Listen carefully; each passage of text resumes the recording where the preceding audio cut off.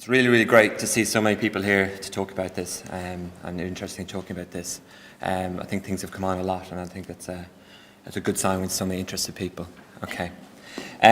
So as said, I'm a clinical psychologist at the Gender Identity Development Service in London.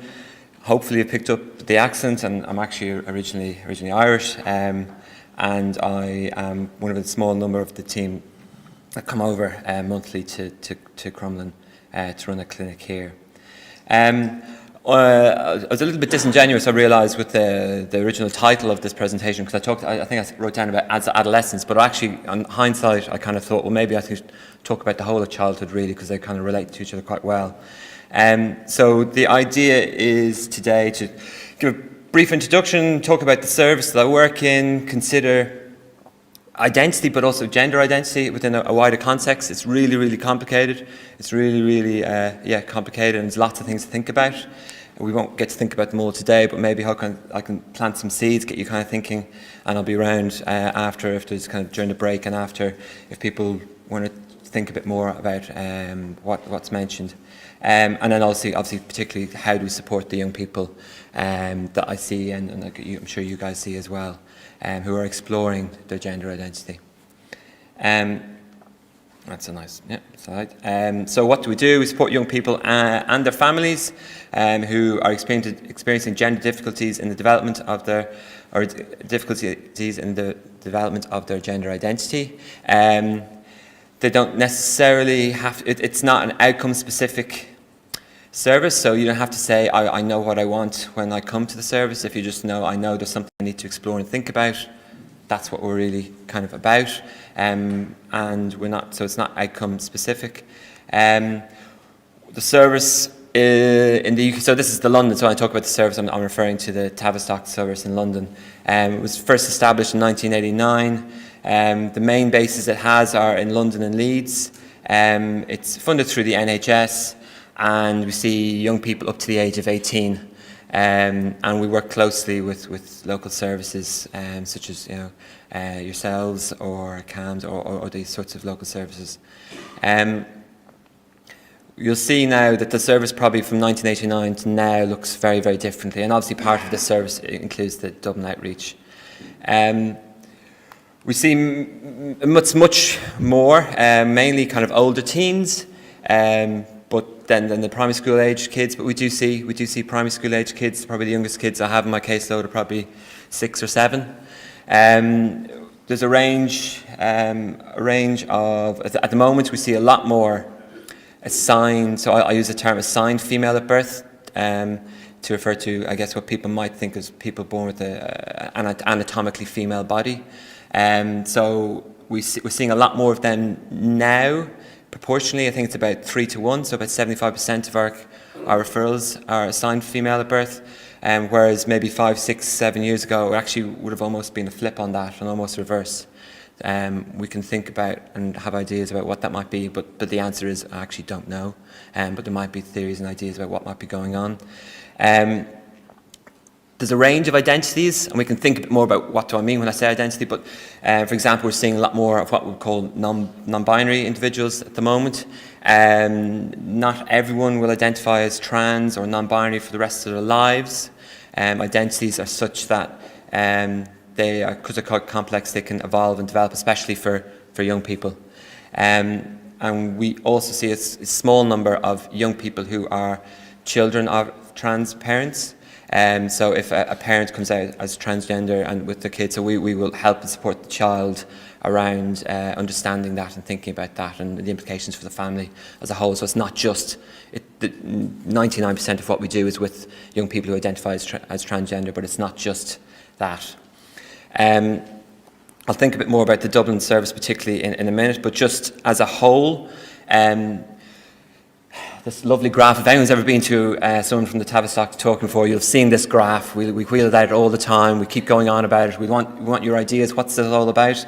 This is our referral rates. I don't know how clear that is, but basically, on the bottom axis there, you've got, bottom left is the first year of referrals, 99 or 89, 90. It's basically, I think there was 3 referrals, and you're coming up to 2015, 2016 there, and we're, actually I know it's not on this last year, 17, we broke 2,000 referrals in a year. That's across all of the UK and Ireland in service in that. So, and you can see there in about 2010, things started doubling. The referral rate just started doubling, up and up and up and up and up. It's just been going continually up. And that's around the same sort of time as when the gender or the sex flip or the assigned gender flipped on its head as well, and it went from predominantly assigned males to predominantly assigned females being referred. And this is reflected, so these are UK figures, but this is reflected pretty much in Ireland as well, pretty much the same, obviously proportion-wise. In Dublin, as I said, it's a similar picture to the UK, but obviously much smaller numbers. At the moment, we've got 50 what I call active cases that are open. And I've just put 1733 there, and that basically refers to assigned or assigned gender or natal sex, as some people call it. So 17 of those are assigned males and 33 are assigned females are on the caseload at the moment. As I said, kind of monthly clinics in Our Lady's Children's Hospital, and we're starting. So I'm the first person within the service that's Irish, so I don't know if that means it's a good or a bad thing, but I guess because it's a HSE bought-in service, and it kind of happens, to be honest, after.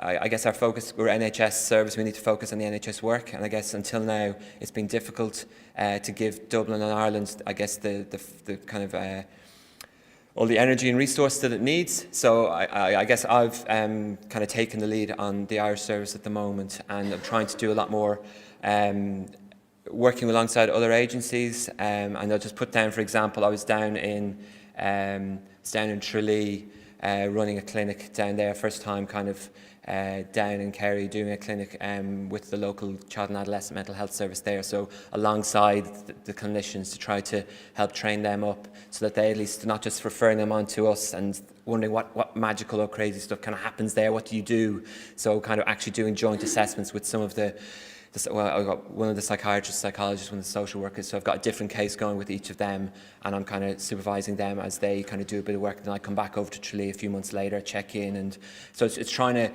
pass on expertise around the country actually to skill people up, so that it's not it can feel like a scary thing to start talking about, and people can feel quite de-skilled when someone says something about gender issues and they don't really know what do I do, where do I even ask, what's the first thing I should think about, and I guess it's just demystifying it, because I guess essentially these are young people, as you work with them, you know how to do that anyway, and I guess it's just giving a little bit more information and thinking about how do we start to talk about gender, I suppose.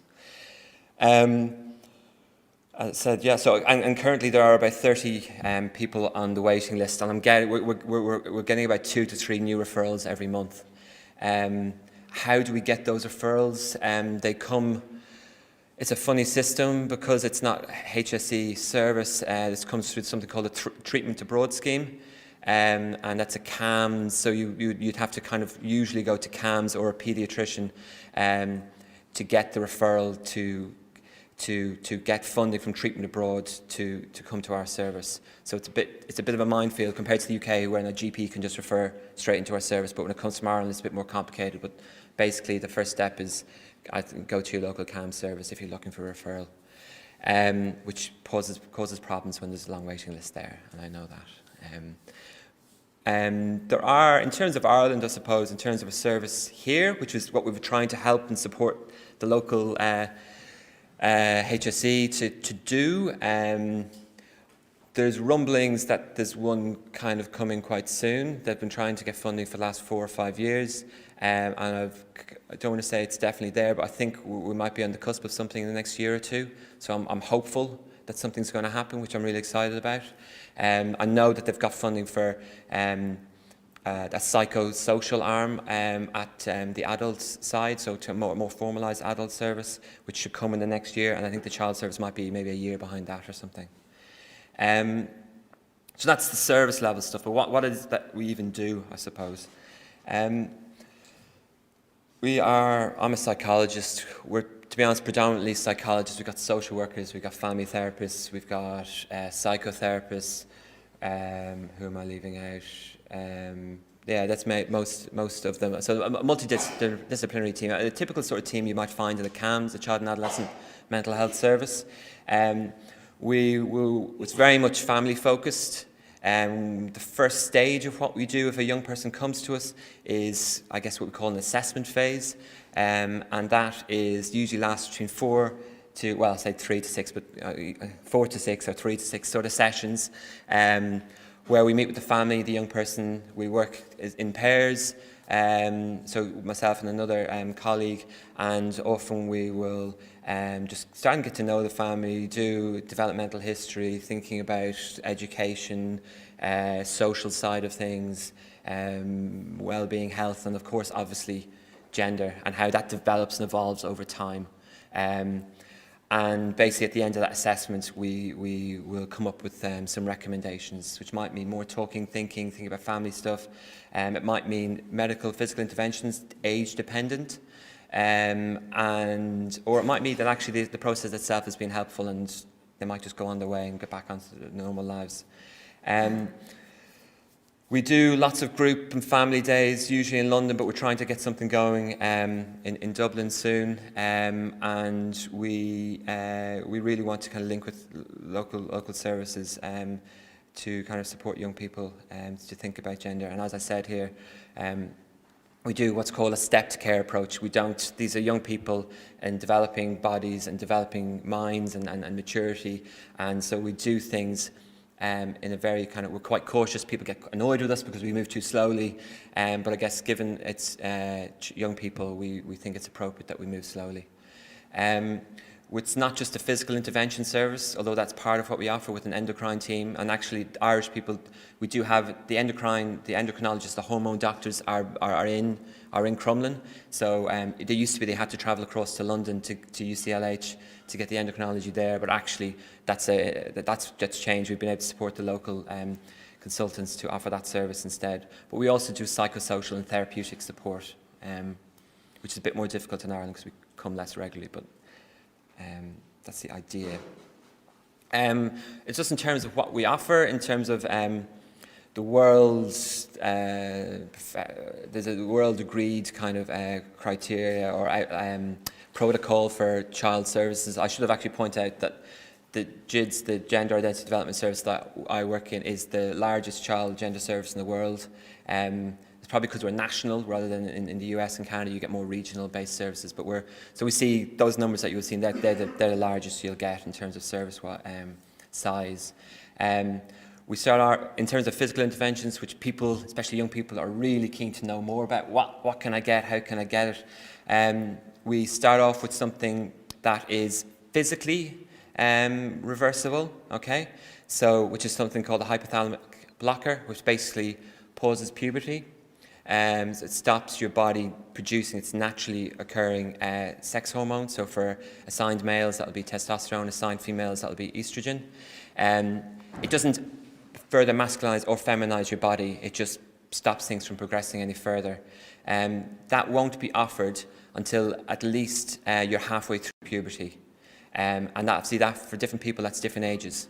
But that is because for lots of young people, beginning puberty is a really important thing, and how you integrate your identity, your idea about yourself in terms of not just gender but sexuality and other things. It's really important that a certain amount of puberty is allowed to occur. You're allowed to develop an idea of who you might be attracted to, and also we know the limited evidence that we do have in this area. Which this is a massively under-researched, and really it's quite an experimental area, especially in terms of young people. The limited evidence that we do have is that young people before coming into puberty who express gender-related difficulties, it's not clear whether that will sustain throughout puberty. It's probably, the numbers, people argue over the numbers, but it's certainly kind of a 50-50 sort of split in terms of what we expect. There are some young people who will go through puberty and continue on to kind of express a wish or an identity with the gender that they weren't assigned at birth. But then there are also the young children who experiment and play, and for them, once they hit puberty, experiment and play with maybe things that are stereotypically viewed as the other gender or a different gender, and then once they come to puberty, they find a way in incorporating that identity within the body in which they inhabit. And so puberty is pivotal, really, really important. It's a scary thing, but it's also a really important thing too. Once we've gotten to a point where we think this is the right thing to do with the family, and really often we are putting responsibility back on the family because we don't have the evidence base to say it's these kids and not these kids, or how we can pick out which kids should go forward and which kids shouldn't. It's really a holistic piece of work, and to make sure that the young person, well, as much as they can, the young person, but also really the family, and that are thinking about everything they need to be thinking about, engaging in conversations, are open and honest about any difficulties or things that have gone on in the past, just so that we know that if they come back to us in 10 or 15 years, not that they come back to us, but just they think back themselves in 10 or 15 years, they think back and they go, you know what, I made the right decision for me at that time. And that's really what our kind of holistic assessment is all about. So in terms of medical side, it's the hypothalamic blocker, which if you stop taking it, your body will just kick back in and continue on. It'll reproduce the naturally occurring sex hormone, and your puberty will basically just kick back in. It'll finish off if it's not already finished.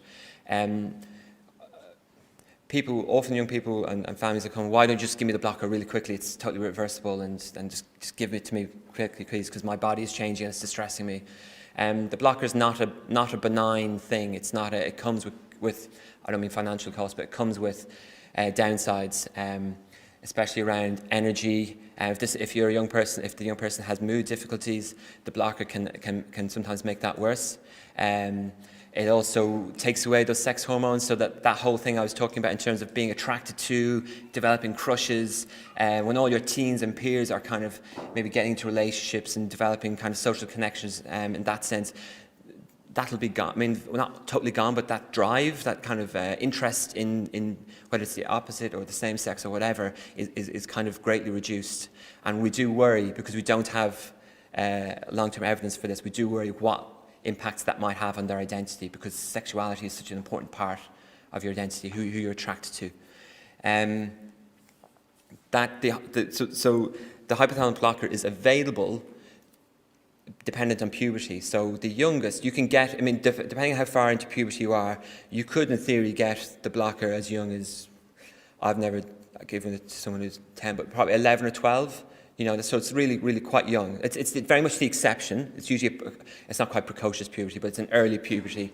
But often we're thinking about 13, 14, 15.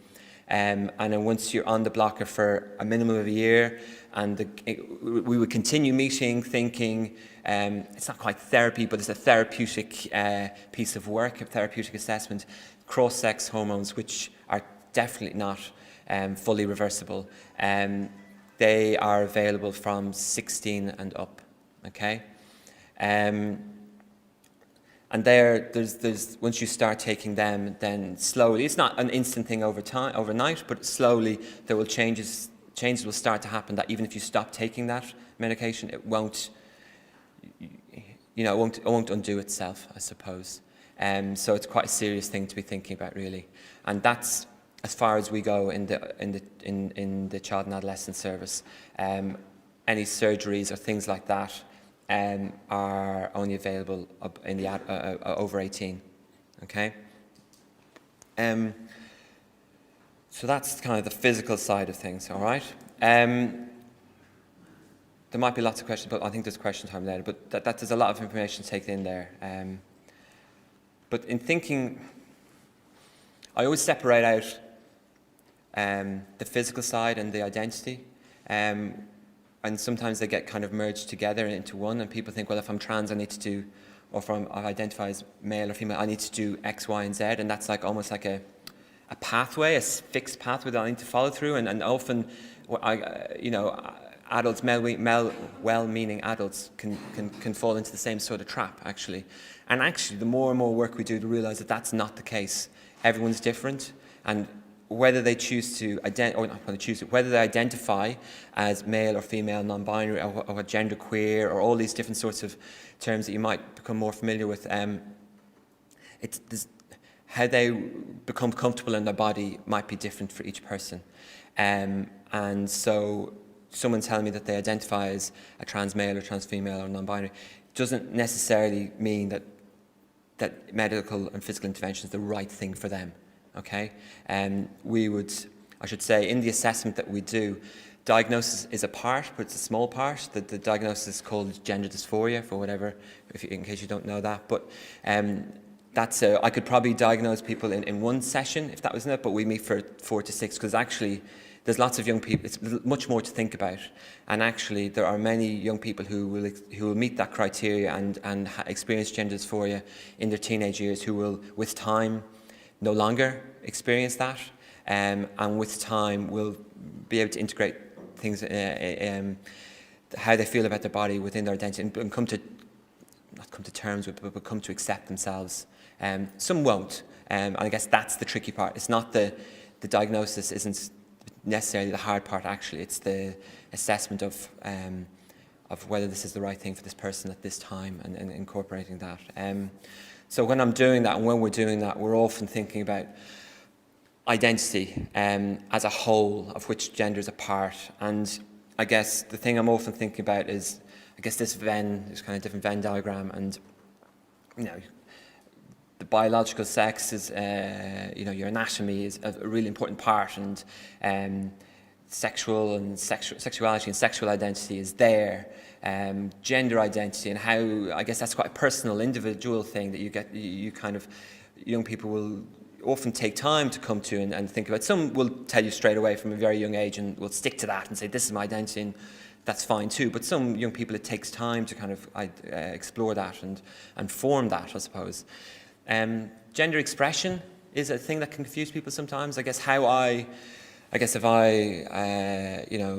say I identify as a male or whatever, and my idea of masculinity might be different to someone else's, and how I express myself as a man might be different to how someone else. And people often talk about traditional, that traditional sort of man, or these kind of metrosexual sort of guy. And I guess even within the idea of masculinity and femininity, and just in terms of there's different ways that I would not let you know, but I would maybe dress, or even just my manners, my hands, or maybe I might sit, or if I cross my legs in a particular way, or like an S shape, which is normally seen as a more of a feminine kind of way of sitting, or but I don't know. It's just how you express that gender is quite a complicated thing, and it's something that you have to think about a little bit, and it takes young people particularly. It's kind of hard to think about, I suppose. And then there's gender roles, and so what do men do? What do women do? What does it mean to pick up the dustpan and brush or hoover and do things? And what does it mean to be really big into football, or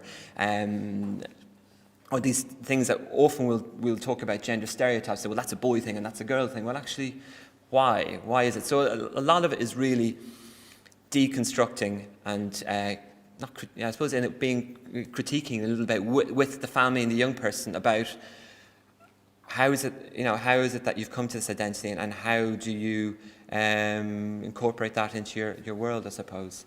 Because the last thing we want is a young person changing their body to fit in with what they think society's rules are. There's a level of that in the society. We can't change society. I'd love to be able to change, and society may take gender out of it altogether, because then what does it matter? You just express and be what you want to be, or how you identify. But there's a reality to some of society, but then we also want to just help young people feel that they can carve out a space for themselves to be and express themselves however they identify, really. To do this sort of work, we often use things like the gender unicorn. If you type that in online, I don't know if people have already seen this before, you might have. It just kind of, it introduces the idea of continuums for different, of these different sorts of parts of identity or gender identity, I suppose. And just helps, especially with children, helps me to think with them about not for much themselves, but maybe their parents or their friends at school or family, and what about Uncle John? Where does he fit in terms of how he expresses his gender? And is he more or less manly than so and so, or and so it's just kind of shaking it up a bit. It's a nice tool that I use to talk to young people and use. Okay, so I guess I know I'm kind of trying to get through on time, but just thinking about what your worries are so far, and it's a big group, so I'm not going to field this, but I guess in terms of what often come out when I kind of do this sort of talk, the common worries that we get are we intervening too young with these young people in their bodies? They're young, they haven't fully formed, it's mentally as well instead of physically. And what about sexuality? How do we know that a young person, it's not more about sexuality rather than about gender identity? And what happens when there's a traumatic history? And that is particularly relevant to this group here and to you guys. How does that influence? Does it not? How do we know if it did? And I guess in a way, I always come back to it in a way and go, it's really important that we know about history and trauma and thinking about that, but at the same time, we kind of need to think, well, we're here because we're here. And I'm not saying it doesn't matter how we got here, it does, but it's also not everything as well. How can they know, especially for young children? Because what does gender means to an 8-year-old versus a 38-year-old is probably quite a different thing. And especially if it's an adult asking them and they're saying, "Mum, I'm a boy," or "Mum, I'm a girl," and what do they mean? What do they actually mean by that, really? There's often worries about difficult life ahead, what this might mean in terms of physical interventions. It can often mean you're signing up to be a patient for the rest of your life. In a way, you're taking what's essentially a physically a healthy body. It's not got medical. You might say internally or in terms of gender, it's not right, but if medically it's a healthy body and you're actually introducing medication and making it dependent upon medication, and so it's really quite ethically, it's quite a complicated area, again, especially for children. Physical intervention, some people say, get in there, help them, puberty is too distressing, get in there before it gets too far down the line. Some people say, give them more time, how can they know until they're over 18 and these sorts of things. And a big concern is fertility, because once you block puberty, you're not producing. And once you go on either estrogen or testosterone, it's different and everyone's individual, but you're certainly not going to be producing your naturally occurring hormone. And after a period of time, there will be fertility issues if you ever did decide to come off, I suppose. So we're talking about starting a child down this path, and what 14-year-old can think about whether I want to have kids, or most of them say they don't, but when they get to 28, 30, whatever, that might change, or often does actually. So in a way, we've only started talking about fertility in the last 4 or 5 years. Before that, we were putting people down this pathway, and actually are coming back to us 15 years later going, you never really said, or, and that's what I mean about this being such a new area, because we weren't even doing the hypothalamic blockers under the age of 16 until 5 years ago. We don't have people who are 40 or 50 to see, how's your life been? Were we right to intervene so early? We don't know. So how do we support children with young people with presenting gender difficulties? I guess it's as I've kind of hopefully said, a developmental approach. And that means in terms of how they can grasp and hold on to concepts. Obviously a 6-year-old is different to a 16-year-old, and how you can engage in these conversations, it totally varies across age. And I'll go into a bit more of the developmental stuff after this slide, but what we also see is that's what we call the term associated difficulties. So other things that go alongside, often, not always, but often. So this is taken from our clinic, and it's self-report and it's not diagnostic. So I'm not saying So for example, low mood, about 42% of them, the young people will report kind of low mood or a lack of concentration. It's not a formal depression diagnosis, but they'll report that. We have a very high rate of, it's not, again, diagnostic, it's ASD traits. We do a screener, which is a self-report questionnaire that the young person, family and the teacher will fill in.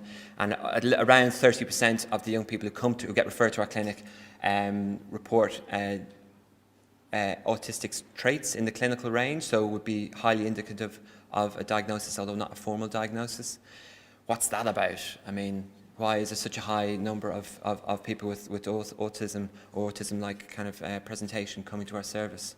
Got some ideas about it, and I think quickly I can share that often people who have that condition will find social interactions difficult, and will often feel a gap or that engaging with friends, peer groups and things like that can be quite difficult, and because gender isn't just a physical thing, it's a social thing as well, and we do wonder if that's why it might relate in some way.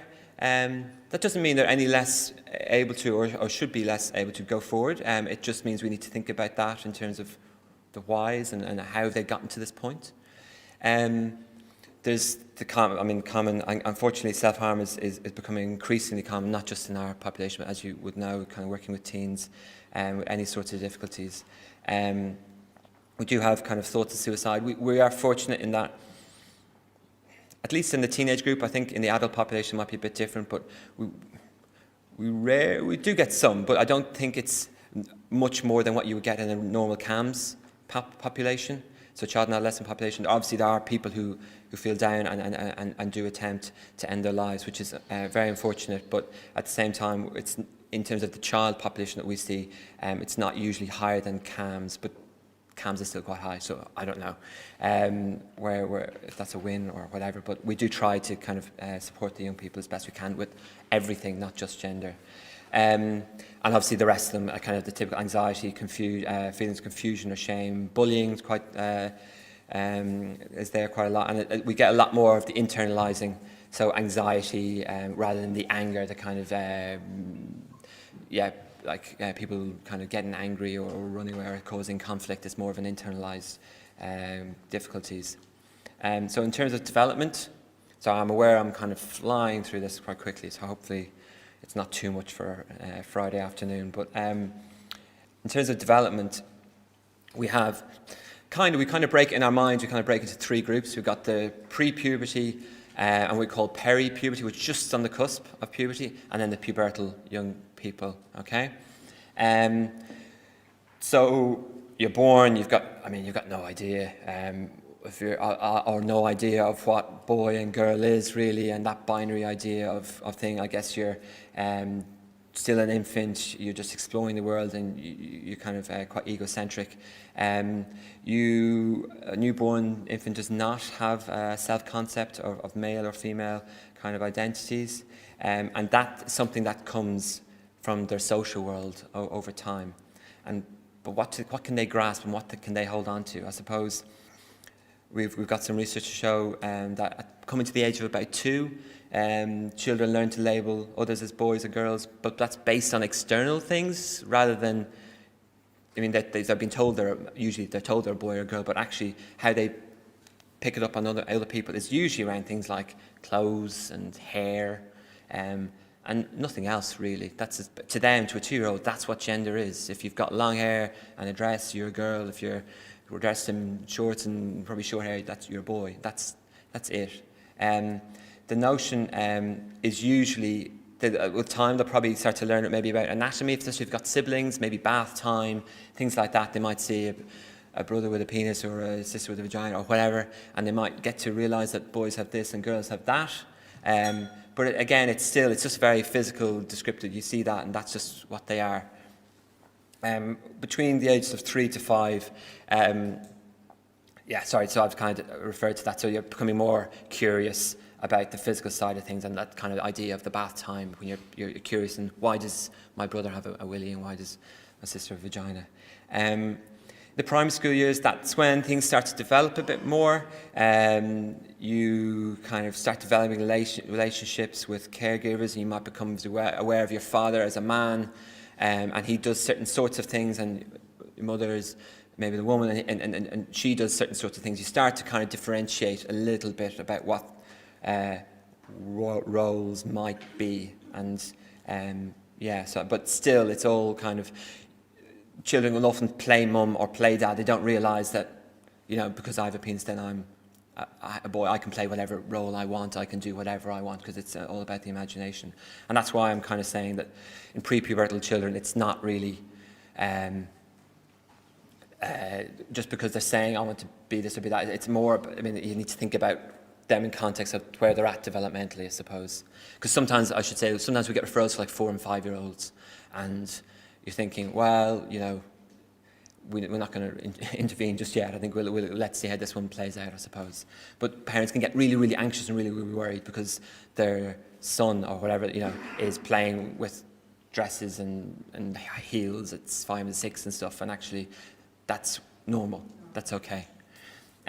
We move away from, so I've already kind of touched that. So we move away from pathologizing cross-gendered behavior, really. That's not a problem. That's okay. It's exploration. It's imagination.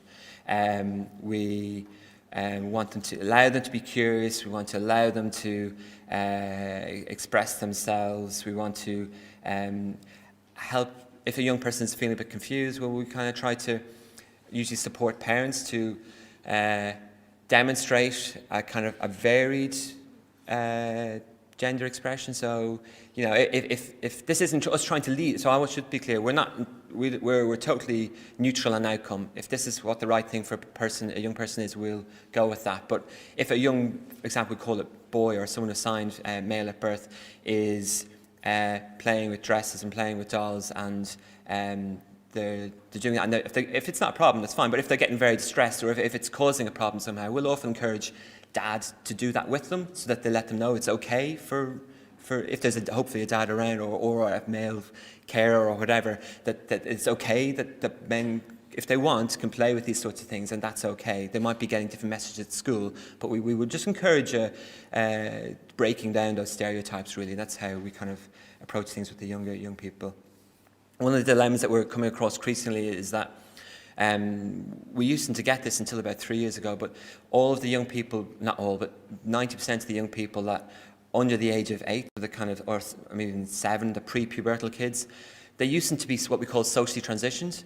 It used to be that they would want to, maybe at home they might dress up in mum's high heels or whatever, and the girl, the assigned female, might kind of present or as more masculine. But actually now we're seeing that lots and lots of parents are transitioning their child by either, if it's a girl, cutting the hair short, changing names, even deed polls, and then change them schools, and sometimes living in what we call stealth, so in like secrecy and vice versa. So we don't know what that does in a way. It's a bit of a big social experiment that we're a bit worried about. We don't know how that's going to impact pathways and for these young people. But that never used to happen until a few years ago. And part of the problem, I think, for us is that with the waiting time, we're unfortunately, we're at about a year's wait. So by the time they're waiting a year, they come in, and that's all these changes have already happened. And it's not that they shouldn't happen, it's just that it can happen quite quickly, and we just want to be thoughtful about it, really. Okay, all right, so I've got peri and then post-puberty to go through. So peri-pubertal young people, that's when you're coming into the cusp of puberty, really, and that can be different ages. That's when your relationship, that's quite a critical time, actually. It's when the relationship to your body starts to change. Coming into puberty is quite a traumatic thing anyway, but you're still very much a binary. There's men and there's women, and that's it. Okay, you are quite rigid usually. You're about 9 maybe.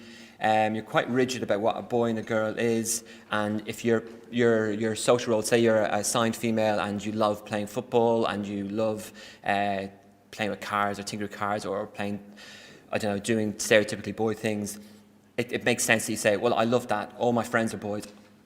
I see myself as a boy, I suppose, and that.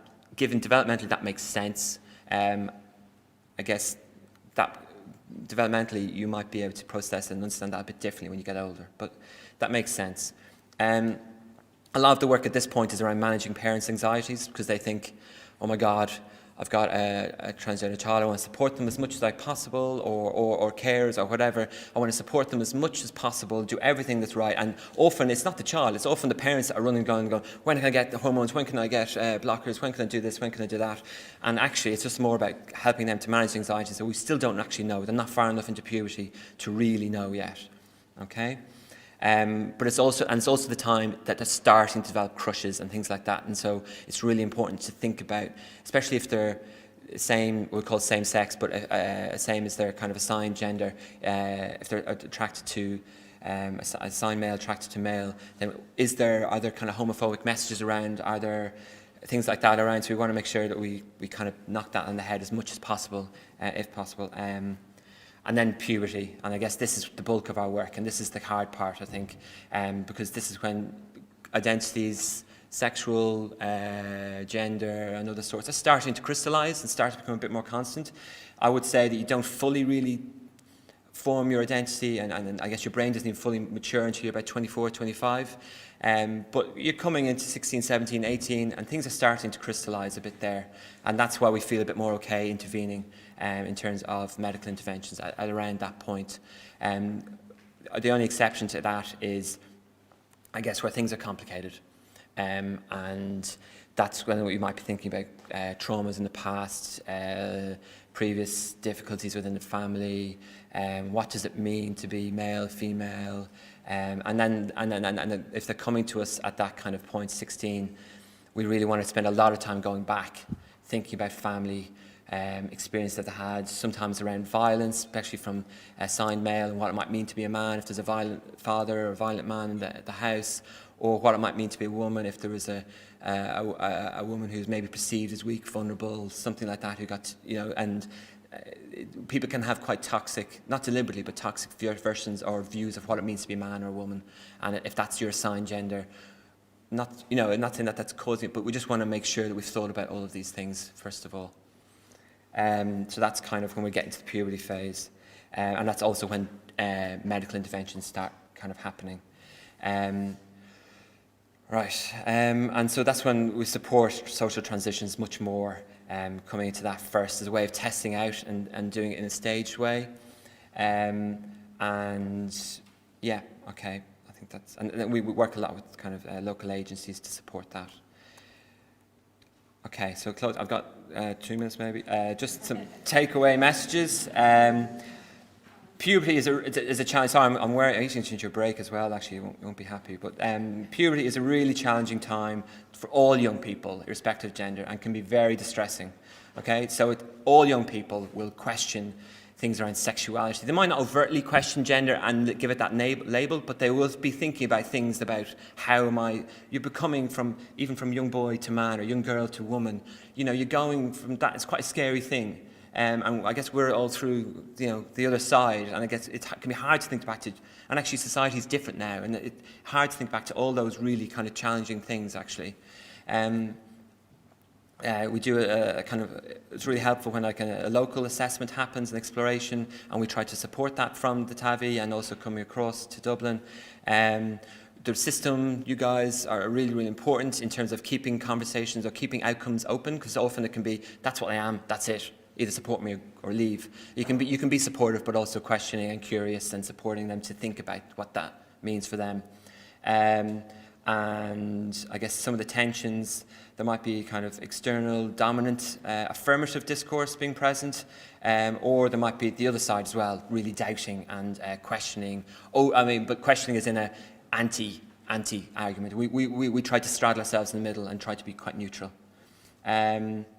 Yeah, so I guess I won't get to answer this, but I guess it'd be really helpful for you to think about where you sit, because everyone's going to have different positions with regarding kind of gender non-conforming children and how you kind of support them.